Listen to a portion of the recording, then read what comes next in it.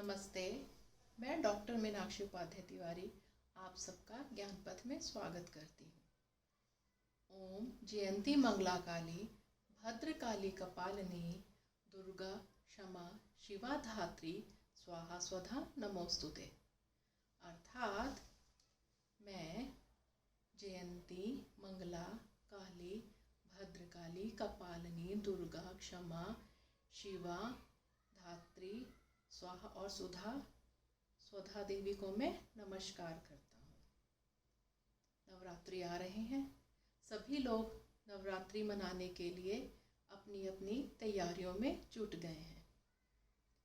नवरात्रि हमारे देश में साल में 2 बार मनाई जाती है। एक चैत्र मास की नवरात्रि, दूसरा हम शारदीय नवरात्र कहते हैं। वस्तुतः जो नवरात्रि है यह संधि काल कहलाता है। अर्थात जब 2 मौसम मिल रहे होते हैं उसका जो बीच का समय होता है वो संधि काल कहलाता है। चैत्र मास की जो नवरात्रि है वो मार्च या अप्रैल में आती है। मार्च और अप्रैल के बाद हम गर्मियों की तरफ जाते हैं और जो शारदीय नवरात्र हैं वो अक्टूबर नवंबर के बीच में आते हैं और इन नवरात्रों के बाद हम सर्दियों की तरफ जाते हैं। वस्तुतः हम ये देखते हैं कि ये जो दोनों नवरात्रे हैं इन दिनों में दिन और रात लगभग एक जैसे होते हैं। लेकिन जो शाक्त संप्रदाय के लोग हैं अर्थात जो शक्ति की उपासना करते हैं वह साल में 4 बार नवरात्रे मनाते हैं। पहला चैत्र मास का नवरात्र, दूसरा आषाढ़ मास का नवरात्र, तीसरा अश्विन जो शारदीय नवरात्र हैं वो, और चौथे माघ या पूस के नवरात्रि। हमारे भारतीय त्योहार जो हैं वो धर्म और विज्ञान दोनों से जुड़े हैं। कैसे? जब हम शक्ति की उपासना करते हैं, नवरात्रि 9 दिन मनाते हैं। कुछ लोग 9 दिनों का फास्ट करते हैं और कुछ लोग क्या करते हैं 1 या 2 दिन का फास्ट करते हैं। जब हम शक्ति की उपासना करते हैं, हम मंत्रोच्चार करते हैं, प्रार्थना करते हैं तो हमारा मन शुद्ध होता है, हमारा चित्त शुद्ध हो जाता है, शांत हो जाते हैं। जब हम व्रत करते हैं तो हमारा क्या है डाइजेशन और इम्यून सिस्टम ठीक हो जाता है।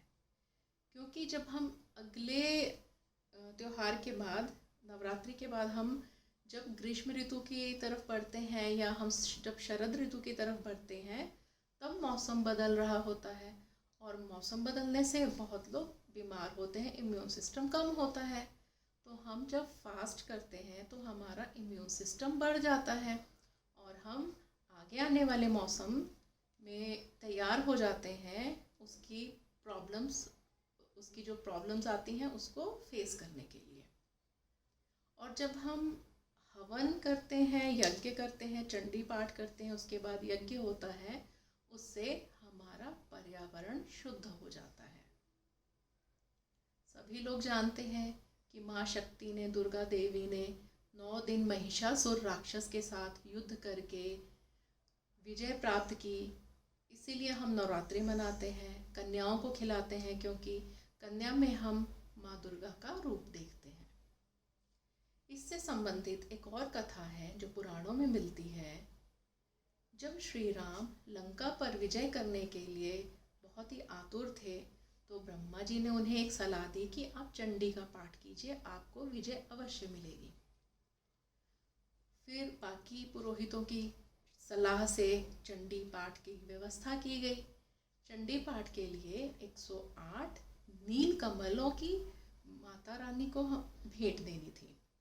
तो जब भगवान श्री राम पूजा अर्चना कर रहे थे और जब कमलों को भेंट करने की बारी आई तब क्या देखते हैं एक कमल उसमें से गायब है।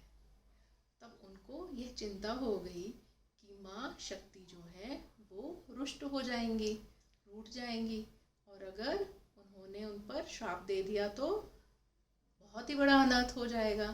फिर उनके मन में ये ख्याल आया कि उनको समाज में ये कहा जाता है कि आपके जो नेत्र हैं वो नील कमल के जैसे हैं। तो भगवान श्री राम एक एक तीर उठाते हैं और जैसे ही अपनी आँख निकालने के लिए एकदम से तैयार होते हैं तो माँ शक्ति प्रकट हो जाती है और उन्हें विजय श्री का आशीर्वाद देती है। भगवान श्री राम दशमी वाले दिन लंका पर विजय प्राप्त कर लेते हैं। वैसे तो पुराणों में उल्लेख मिलता है कि सिर्फ चैत्र के ही नवरात्र मनाए जाते थे। जब श्री राम को लंका पर विजय प्राप्त करने के लिए चंडी पाठ करने की सलाह दी तो वह भगवान श्री राम चैत्र मास की वेट नहीं करना चाहते थे। उन्होंने पितृपक्ष की समाप्ति के बाद उन्होंने चंडी पाठ करने की मन में ठान ली और उन्होंने चंडी पाठ किया। उसके फलस्वरूप उनको विजयश्री प्राप्त हुई। और इसी तरह हमारे भारतवर्ष में साल में 2 बार नवरात्रे मनाए जाने लगे। नवरात्र का जो त्यौहार है पूरे भारतवर्ष में मनाया जाता है। नॉर्थ इंडिया में दुर्गा पूजा और साउथ इंडिया में बख्तम्मा।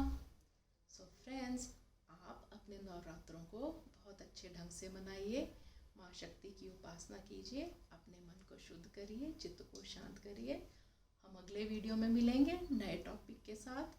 और हमारा चैनल प्लीज़ लाइक करना, शेयर करना, सब्सक्राइब करना मत भूलें।